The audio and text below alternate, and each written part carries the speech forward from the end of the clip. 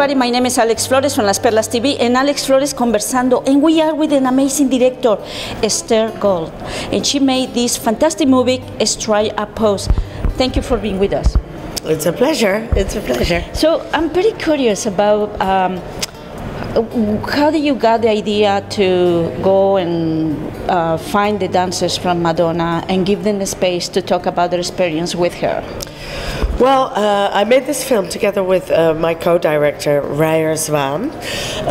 It was his idea. He saw the film when he was 11. I was 17. But for years he'd been wondering what happened to these guys. And we became friends, and he told me about this idea of his. He was just walking around with this question, what happened to the guys? And I thought, that's a wonderful film idea. It just struck me immediately as an interesting film. We didn't know if they would be willing to participate at the time, but I already had the sense that it had potentially, it could be a very rich film. Not just about, you know, like, okay, these young guys went on tour with Madonna, and how do you live life after that? But it was, very soon it became clear that we weren't the only ones wondering what happened to these guys, because we went online, and there were so many people asking these questions. And I mean, they have a fan base. So basically, they have become, over the years, I think, kind of almost iconic figures of gay pride, of sexual freedom, of self-expression. At the same time, we were Googling, and we found little bits and pieces of stories. We knew that one of the dancers, Gabriel, had died. We found out that there was a lawsuit. So it was quite soon we thought that there's going to be there's some stories there. And then in the summer of 2013 we went to meet them individually, and when we met them we knew for sure that we had a film. Mm-hmm. And how long it took you to actually, from the start to finish the documentary? It took us about 3 years from that first, you know, like, conversation, hey, let's do this, to when it was done. That took 3 years. How did you find their addresses? How did you actually, do you send them an email? Do you say? Yeah, well, I mean, we're lucky to live in this day and time where, you know, we managed to find them, Facebook, email. These guys were online. That, needless to say, that didn't mean they all wrote back. That was a bit harder. Right. Some immediately responded, and others were more reluctant. And what was your challenge to do a film with these icons, dancers from Madonna? What was your biggest challenge? You mean what was hardest, or what we were looking for? What was the hard part from you as a director to do this film? I think the hard part was basically these guys. They're all really very strong, but very different characters, and they're a group. But I mean, I think that's what's brilliant about Madonna's casting in the day, was that they're also different, which gives you this really wide scale of gayness, you know. So it's not one, you know, feminine, masculine. It's this huge. It's like a scale.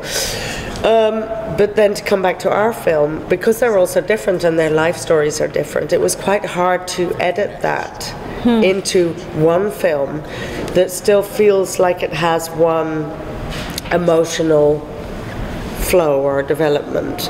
And we knew there was a common ground. For us, the film is very much about shame and pride. And I think in very different ways they all struggled with shame and pride, as we all do. And for us it was important that the film is also about that. You know, it's not only about these guys who went on tour with Madonna, but we wanted it to be a film that everybody can, we wanted the themes to be recognizable for everyone. Because we haven't all been on tour with Madonna, but we have all struggled with shame and pride. Right. Did you get to know Madonna? We did not get to know Madonna, no. Well, probably she will see your film. We know she has the film. She has the film. She hasn't responded yet. And I mean, a lot of people have asked us, or when we were making it, there was also some pressure to, you know, like, you need to get Madonna in the film. And we never felt that was the case, because we sincerely wanted it to be about the dancers. Right, right. Well, it's an amazing film. I got to see it. Did you like it? Oh, I loved it. I loved it because it is an interesting how these dancers now, how they doing, right, with their lives. It's not just about that famous time, and then we get to grow old. No, it's about growing up for all of us. I mean, when, you know, it's, I mean, Raya and I talked about that a lot. When you're in your 20s, you most of us feel on top of the world, right? Even if you're not like on the Blonde Ambition tour. Right. And so growing up is for everybody a bit about embracing reality, and I mean, I tend to think what we like about this film is that Truth or Dare was very provocative and about daring to be yourself in a kind of provocative, outgoing, extrovert way. And we think that our film is more about self-acceptance in a more introverted way. Right. Off stage. Wow.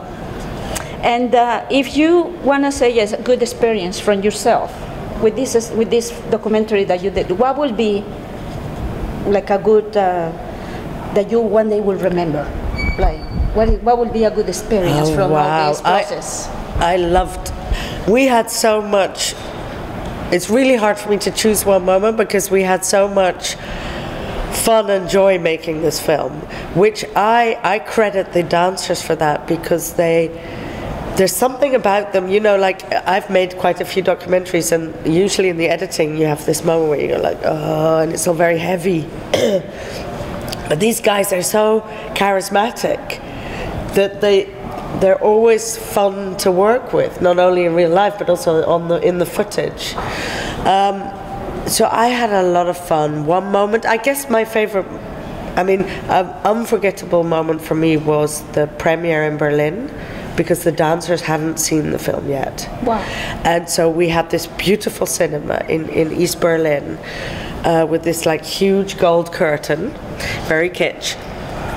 550 people in the audience, and then these dancers who didn't know each other's stories either. They knew what we shot with them individually, and it was so emotional. I will never forget that. Wow, that's amazing. Amazing, Phil. Congratulations. Thank you. Glad to have you here in Toronto. Thank you. Please see the trailer at the end of this interview. You've been watching the trailer while I'm talking with her, but watch it again because it's an amazing film. Thank you so much. Thank and you. When is it presented, the film? Can you tell to the audience? Oh, you should come and see it tonight. I'll talk in the lens. It's premiering at the Hotdocs tonight at 7 p.m, but you can also catch it tomorrow at 1:45, that's Saturday.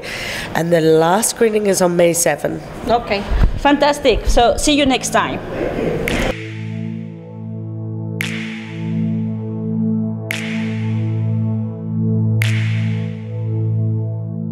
I had a message on my answering machine. Hi, I'm trying to reach Carlton. This is Madonna. And I was like, what the fuck?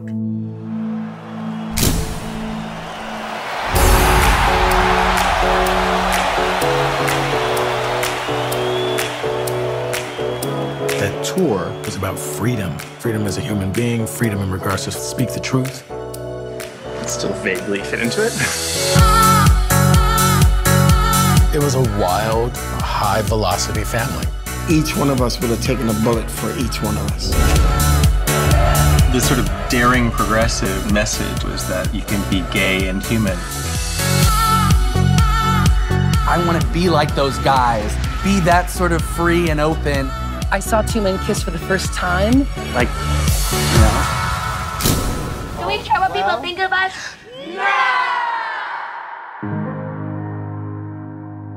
Bring it back down. What's your secret? Faking that you're strong, faking that you are confident. Faking almost all of it.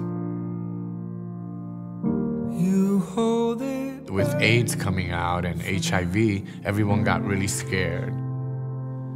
It was terrifying. It was terrifying enough to scare people into silence. There was a whole other backstage, you know, that you didn't get to see, that none of us were ready to talk about. And it's hard because this is the first time, so.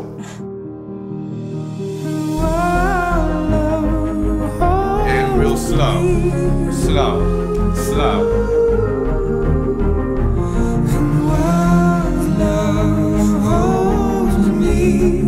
Be proud, you know, be proud, whatever it is.